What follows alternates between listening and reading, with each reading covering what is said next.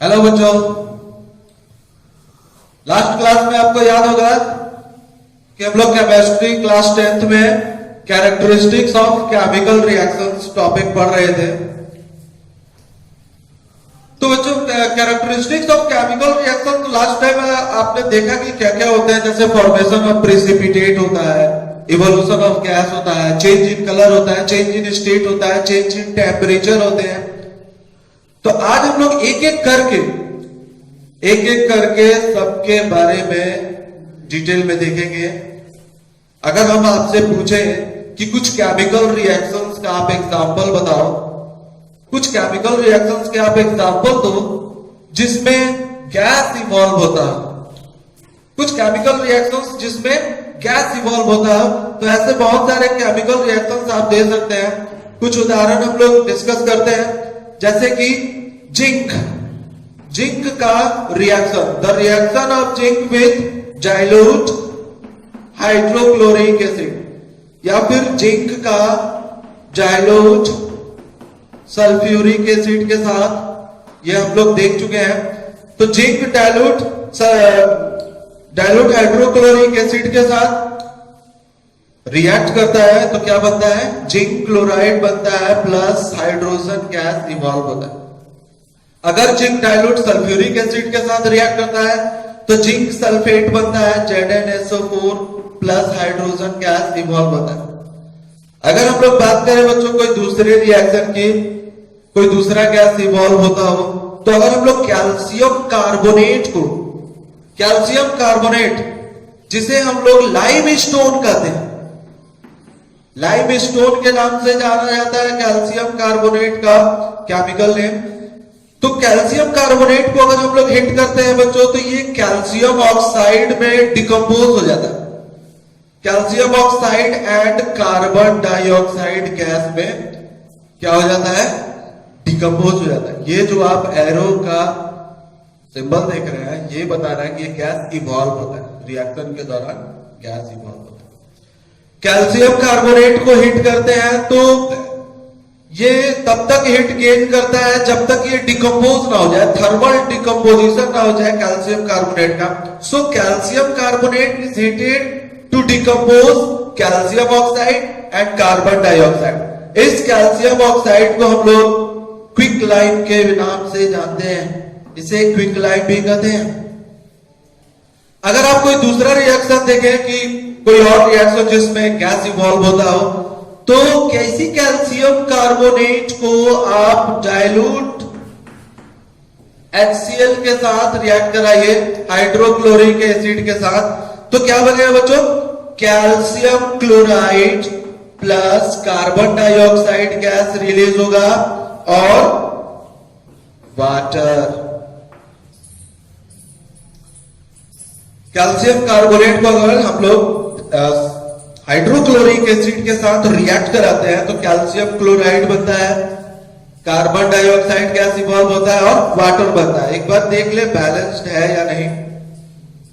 Hydrogen, यहां पर chlorine के 2 एटम है, यहां पर क्लोरीन के 1 या 2 कर देते हैं, 2 hydrogen 3 oxygen, 2 and 1 3 oxygen. Okay, single calcium. Okay बच्चों, ये बैलेंस्ड है। और भी कोई अगर आप रिएक्शन देखना चाहते हैं जिसमें कोई गैस इवॉल्व होता हो, तो आप सोडियम हाइड्रोजन कार्बोनेट, जिसे हम लोग क्या बोलते हैं बच्चों, बेकिंग सोडा। ये 9th क्लास में आप पढ़ चुके हैं। बेकिंग सोडा का केमिकल फॉर्मूला होता है NaHCO3। अगर हम लोग सोडियम हाइड्रोजन कार्बोनेट को हिट करते हैं, सोडियम हाइड्रोजन कार्बोनेट को, तो बनता है sodium carbonate Na2CO3 plus carbon dioxide gas evolve होता है प्लस वाटर बनता है। अगर हम लोग बेकिंग सोडा को हिट करते हैं तो सोडियम कार्बोनेट बनता है, कार्बन डाइऑक्साइड गैस रिलीज होता है और वाटर का फॉर्मेशन होता है। यहां भी देखिए आप गैस इवॉल्व, कौन सा गैस, कार्बन डाइऑक्साइड गैस का इवोल्यूशन होता है। तो ऐसे बहुत सारे रिएक्शंस हैं जिसमें गैस का इवोल्यूशन होता है, जिनमें से कुछ हमने आपको बता दिया। और भी अगर देखें कि ऐसा कोई और भी जो गैस का इवॉल्व होता है रिएक्शन में, तो बच्चों रिएक्शंस तो बहुत सारे होते हैं। लेड नाइट्रेट को एक मिनट यहां बैलेंस कर ले बच्चों जरा। यहां सोडियम 2 है, यहां सिंगल है, यहां 2 लगा लेते हैं। अब आप देखिए यहां कार्बोनेट 2 हो गया, यहां कार्बोनेट सिंगल है। एक मिनट मिलाते हैं। सोडियम के 2 एटम, सोडियम के 2 एटम, 2 हाइड्रोजन है, यहां भी 2 हाइड्रोजन है। और कार्बन यहां 2 है, तो यहां भी कार्बन 1 और 1, 2 कार्बन हो गए बच्चों, सिंगल सिंगल। और ऑक्सीजन 3 2 जा 6, दैट 3 2 5 1 6, बैलेंस्ड।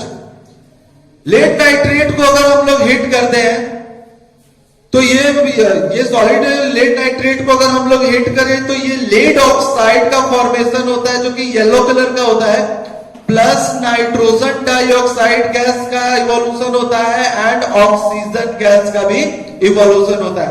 ये नाइट्रोजन डाइऑक्साइड गैस, ये oxygen.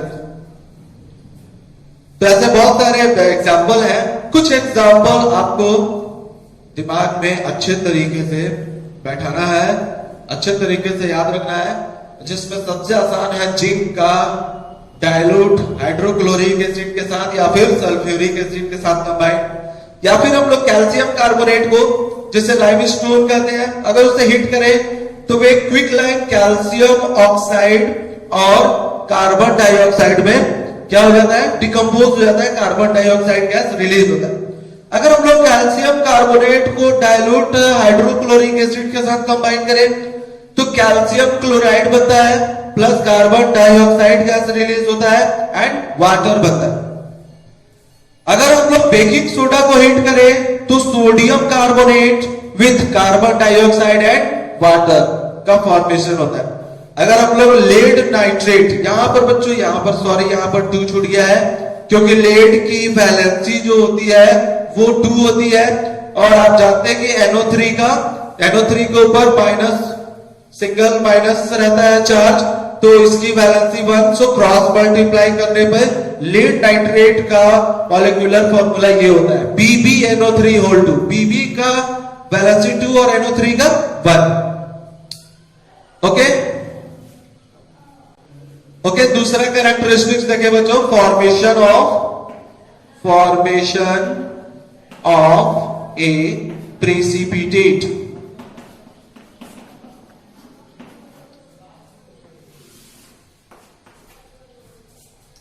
Formation of A precipitate, कुछ ऐसे केमिकल रिएक्शंस होते हैं जिसमें प्रेसिपिटेट भी बनता है। तो कहीं अगर आपसे पूछा जाए कि कुछ ऐसे केमिकल रिएक्शंस का एग्जांपल दीजिए जिसमें प्रेसिपिटेट का फॉर्मेशन हो, तो आपको याद होगा बच्चों कि पिछले क्लास में हम लोगों ने reaction between lead nitrate solution and potassium iodide solution देखा था। The reaction between lead nitrate solution and potassium iodide solution. So जब ये दोनों के बीच रिएक्शन होता है तो एक व्हाइट प्रेसिपिटेट बनता है लेड आयोडाइड का, येलो प्रेसिपिटेट बनता है बच्चों। Yellow precipitate of lead iodide is form with potassium nitrate. Yellow precipitate of किसका, लेड आयोडाइड। आयोडीन का वैलेंसी 1 होता है, लेड का 2 होता है, सो क्रॉस मल्टीप्लाई करके PbI। तो यहां पर भी एक प्रेसिपिटेट बना, yellow precipitate of lead iodide is form. याद रखिएगा, जब लेड नाइट्रेट सॉल्यूशन को मिक्स किया जाता है पोटासियम आयोडाइड सॉल्यूशन के साथ, तो एक yellow precipitate of lead iodide form होता है पोटासियम नाइट्रेट के साथ। बैलेंसिंग एक बार देख लें हम लोग, यहां पर आयोडीन के 2 एटम है, तो यहां पर 2 से मल्टीप्लाई कर देते हैं, और यहां पोटासियम 2 हो गया, तो यहां पर भी 2 से मल्टीप्लाई कर देते हैं, और यहां पर देखिए नाइट्रेट 2 हो गया, नाइट्रेट 2, यहां भी नाइट्रेट 2 है। ओके, बैलेंस्ड है, lead single, so both are balanced. दोनों साइड बच्चों, बोथ साइड्स बैलेंस्ड है number of atoms of different elements. दूसरा फॉर्म, दूसरा कोई प्रिसिपिटेट का देखे तो when silver nitrate solution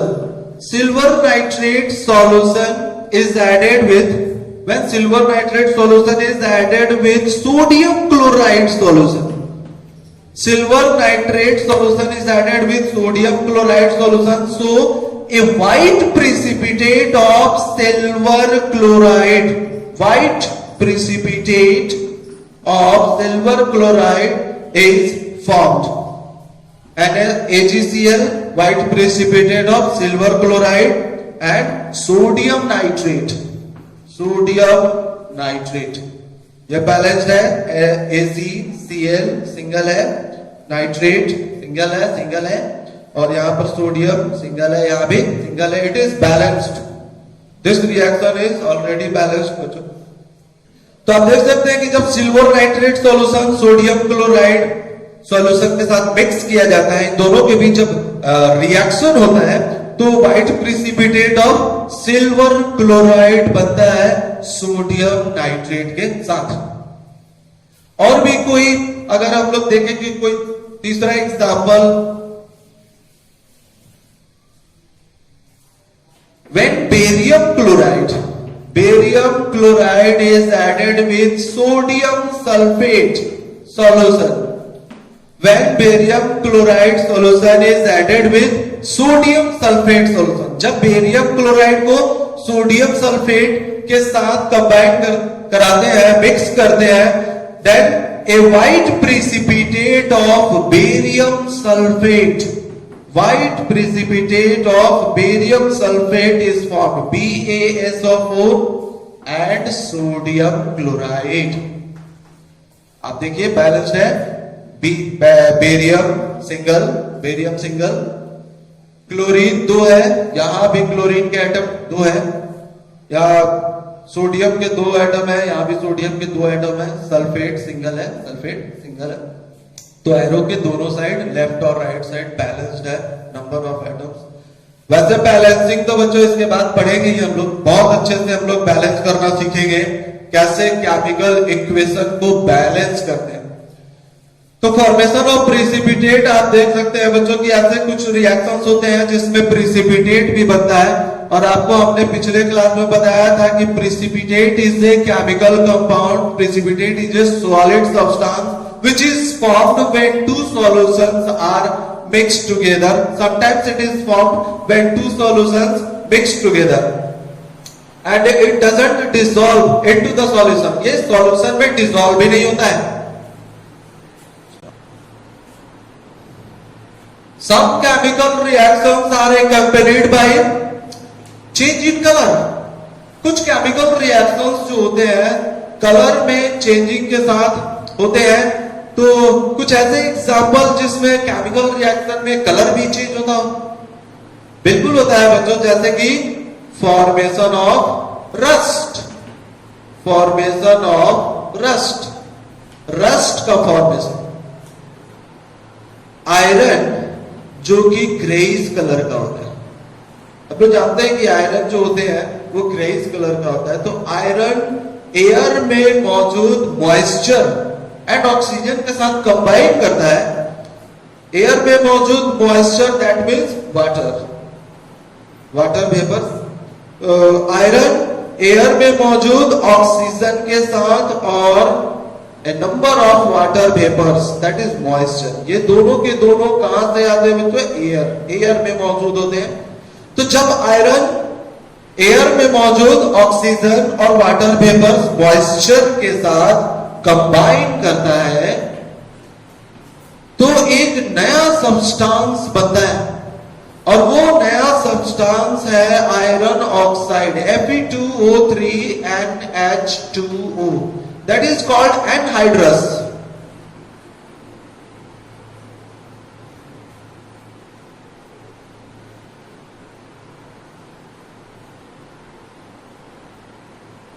iron oxide.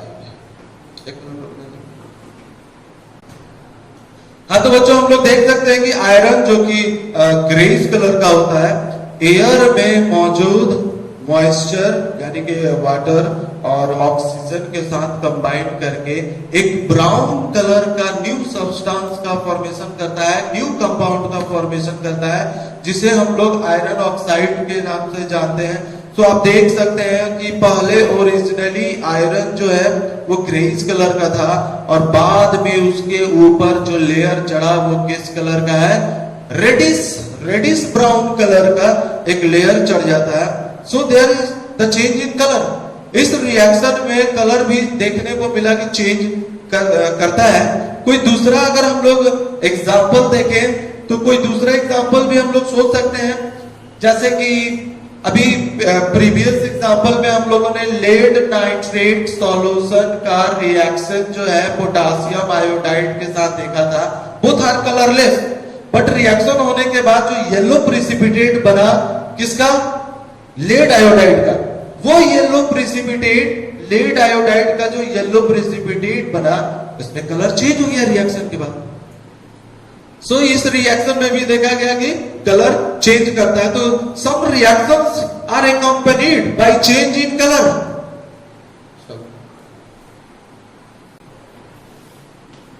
Okay, अब हम लोग देखते हैं बच्चों चौथा characteristics, change in state. Some chemical reactions are accompanied by change in state. कुछ केमिकल रिएक्शंस में स्टेट भी बदल जाते हैं सब्सटेंस, जिसका सबसे सिंपल एग्जांपल है बर्निंग ऑफ वैक्स।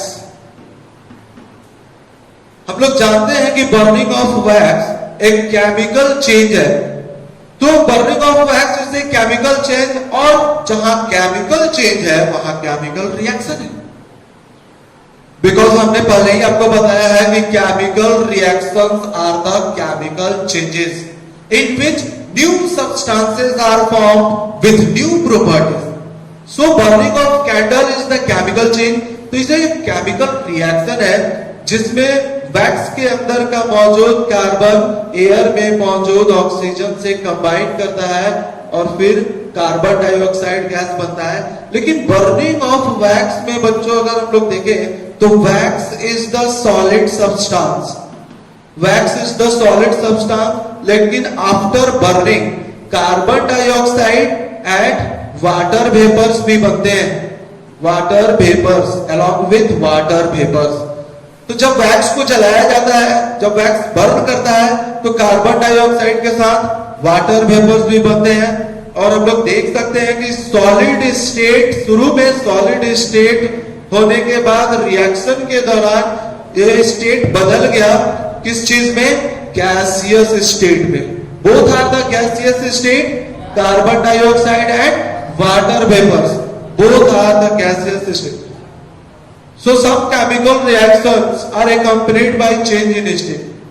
अगर कोई दूसरा एग्जांपल देंगे तो कैल्शियम कार्बोनेट को अगर हम लोग डाइल्यूट HCl के साथ रिएक्ट कराते हैं तो ये कैल्शियम कार्बोनेट जो सॉलिड स्टेट में था, रिएक्शन के दौरान उसका सॉलिड स्टेट यानी कि बिल्कुल भी डिसअपियर हो जाता है into the solution, totally disappear.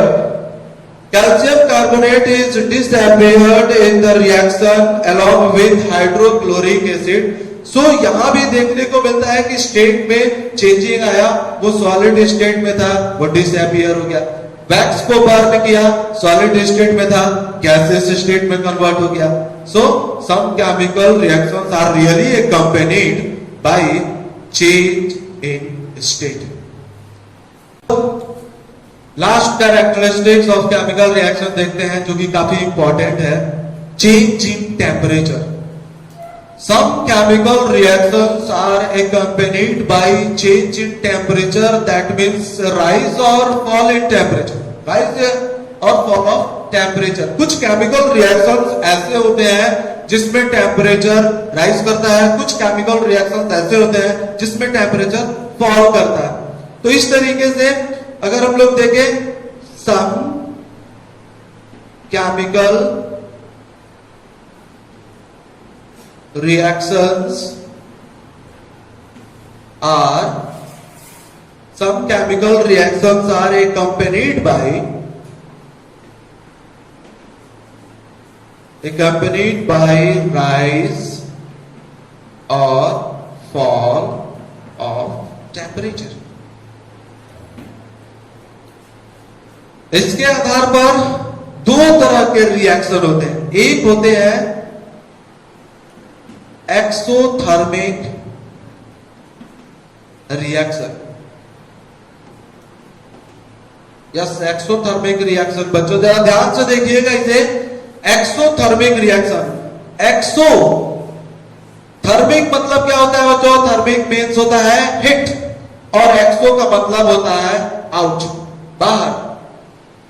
ऐसा केमिकल रिएक्शन जिसमें हीट इवॉल्व होता है, हीट बाहर निकलता है, इस टाइप के केमिकल रिएक्शन को हम लोग क्या कहते हैं?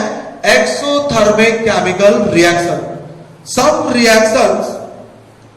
reactions which are accompanied by rise in temperature, reactions which are accompanied by rise in temperature are those in which heat is evolved।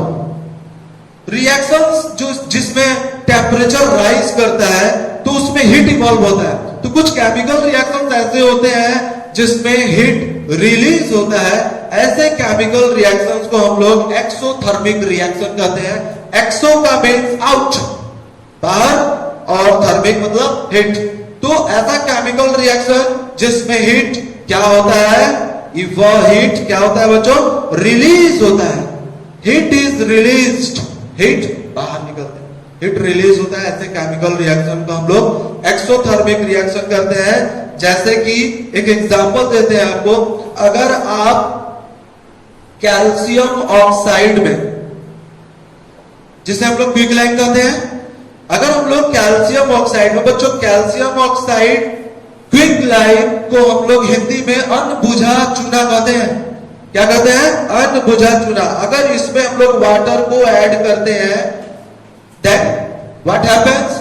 When quick lime is added with water, slaked lime is formed. Slaked lime, calcium hydroxide को हम लोग slagged lime कहते हैं, और इसे क्या कहते हैं? Quick lime. जब कैल्शियम ऑक्साइड को वाटर में डालते हैं, रिएक्ट कराते हैं, जैसे ही कंबाइन करते हैं क्विक लाइम वाटर के साथ, तो स्लैग्ड लाइम बनता है CaOH2 और रिलीज होता है हिट। अगर हम लोग बाहर से टच करें कंटेनर तो काफी हिट रिलीज होता है और हम लोग उसे महसूस कर सकते हैं if we touch the container.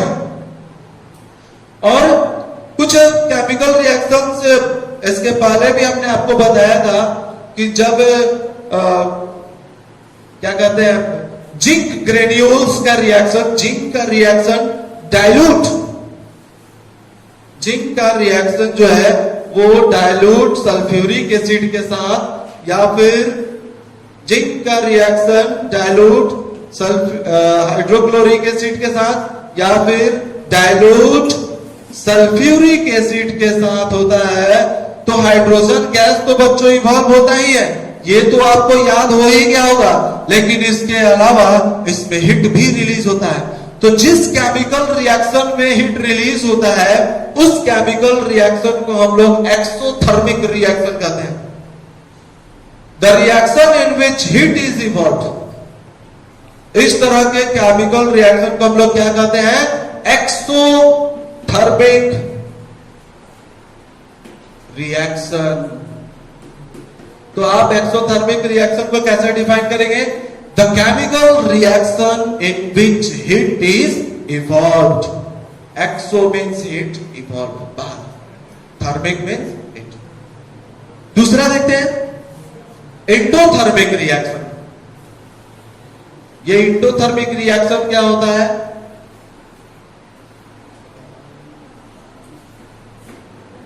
Endothermic reaction, बस तो इसको भी ध्यान से समझ लीजिए बच्चों। इंडो का मतलब समझ जाइए आप, अंदर की तरफ एब्सॉर्ब किया जाता है। हिट, थर्मिक हिट, हिट को अंदर की तरफ एब्सॉर्ब किया जाता है, अंदर की तरफ लिया जाता है। Hit is absorbed, heat is absorb. ऐसा केमिकल रिएक्शन जिसमें हीट एब्सॉर्ब किया जाता है, इस टाइप के केमिकल रिएक्शन को हम लोग क्या कहते हैं? एंडोथर्मिक रिएक्शन कहते हैं। और इस टाइप के केमिकल रिएक्शन में टेम्परेचर फॉल करता है, टेम्परेचर पहले से फॉल करता है क्योंकि हीट को क्या किया गया है? एब्सॉर्ब किया गया। So what do you mean by endothermic reaction? A reaction in which heat is absorbed known as endothermic reaction। Exothermic reaction किसे कहेंगे? एक्सो मीन्स आउट, हीट बाहर, रिलीज। एंडो मतलब हीट, एब्सॉर्ब्ड। तो एक्सोथर्मिक रिएक्शन होता है कि ऐसा केमिकल रिएक्शन, एक chemical reaction in which heat is released during the reaction. And endothermic reaction means a reaction in which heat is absorbed। Endothermic reaction में temperature fall करता है क्योंकि हीट एब्सॉर्ब किया जाता है। और एक्सोथर्मिक रिएक्शन में हीट रिलीज किया जाता है, इसलिए टेम्परेचर क्या करेगा? राइज करता है। अब आपके सामने मैं एक सवाल पूछना चाहता हूं बच्चों कि रेस्पिरेशन तो आपने प्रीवियस क्लासेस में बहुत बार पढ़ा, रेस्पिरेशन। अब मैं आपसे पूछना चाहता हूं कि why is respiration considered as endothermic reaction? क्या वाकई में रेस्पिरेशन एंडोथर्मिक रिएक्शन है? अगर इसे एंडोथर्मिक हम लोग समझते हैं रेस्पिरेशन को, तो ये कैसे एंडोथर्मिक है? चलिए थोड़ा सा डिस्कस कर लेते हैं इसमें कि वाकई में रेस्पिरेशन बच्चों एंडोथर्मिक रिएक्शन होता है। Respiration is the endothermic reaction. Respiration is considered as endothermic reaction. इसे एंडोथर्मिक रिएक्शन के रूप में कंसीडर करते हैं। लेकिन क्यों, कैसे? जैसा कि आप लोग जानते हैं कि रेस्पिरेशन में क्या होता है? एनर्जी रिलीज करने का प्रोसेस होता है, ग्लूकोज का ऑक्सीडेशन होता है हमारे सेल के अंदर, बॉडी के सेल के अंदर, इन the presence of oxygen. Glucose जो हमारे फूड में मौजूद होता है, C6H12O6, ये कंबाइन करता है ऑक्सीजन के साथ जो हमारे सेल में मौजूद है, to form carbon dioxide and water, and energy is released in this process। आप लोग जानते हैं ना बच्चों की रेस्पिरेशन जो होता है वो किस चीज का प्रोसेस है? एनर्जी को रिलीज करने का प्रोसेस है। तो जब ग्लूकोज कंबाइन करता है ऑक्सीजन के साथ, ग्लूकोज का ऑक्सीडेशन होता है, देन ग्लूकोज बर्न करके कार्बन डाइऑक्साइड वाटर में डिकम्पोज हो जाते हैं along with the release of energy। This energy is released in the form of heat, in the form of heat। और आप जानते हैं कि जिस रिएक्शन में एनर्जी रिलीज होता है उसे कौन सा रिएक्शन कहते हैं? एक्सोथर्मिक रिएक्शन कहते हैं। So there is the release of energy in the form of heat।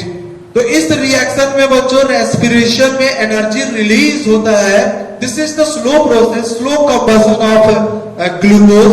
ये ग्लूकोज का स्लो कंबशन है, लेकिन इस रेस्पिरेशन प्रोसेस में, इस केमिकल रिएक्शन में एनर्जी रिलीज होता है in the form of heat, and that's why it is called exothermic reaction. अब मैं आपसे एक और सवाल पूछना चाहता हूं। जैसा कि आप जानते हैं कि रेस्पिरेशन का जस्ट अपोजिट प्रोसेस होता है फोटोसिंथेसिस। जस्ट अपोजिट होता है ना बच्चों। जैसे कि रेस्पिरेशन में ग्लूकोज कंबाइन करता है ऑक्सीजन के साथ, तो कार्बन डाइऑक्साइड और वाटर अलॉन्ग विद एनर्जी का फॉर्मेशन हुआ। तो फोटोसिंथेसिस में क्या होता है? फोटोसिंथेसिस में क्या होता है आपको याद है? प्लांट्स एयर से carbon dioxide and water, root से भी और एयर से भी, वाटर वेपर्स के फॉर्म में, in the presence of sunlight, sunlight बच्चों, sunlight is the form of energy.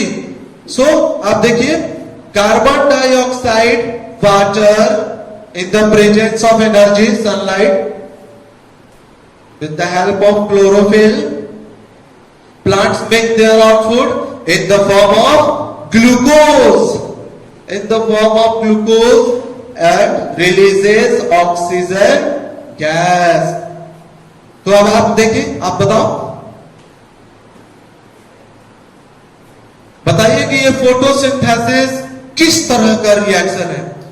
क्योंकि फोटोसिंथेसिस में सनलाइट के द्वारा हीट को क्या किया जाता है, एब्सॉर्ब। सनलाइट के द्वारा जो सन से जो सनलाइट आ रहे हैं, क्लोरोफिल के द्वारा हीट को ट्रैप किया जाता है, हीट को एब्सॉर्ब किया जाता है। तो अब आप बताइए कि फोटोसिंथेसिस एंडोथर्मिक है या फिर एक्सोथर्मिक? एंडोथर्मिक, क्योंकि इसमें हीट को क्या किया जा रहा है, एब्सॉर्ब किया जा रहा है। रिएक्शन होने के लिए हीट को एब्सॉर्ब किया जा रहा है। सो photosynthesis is an endothermic reaction because heat is absorbed and respiration is exothermic process, exothermic reaction। ठीक है बच्चों।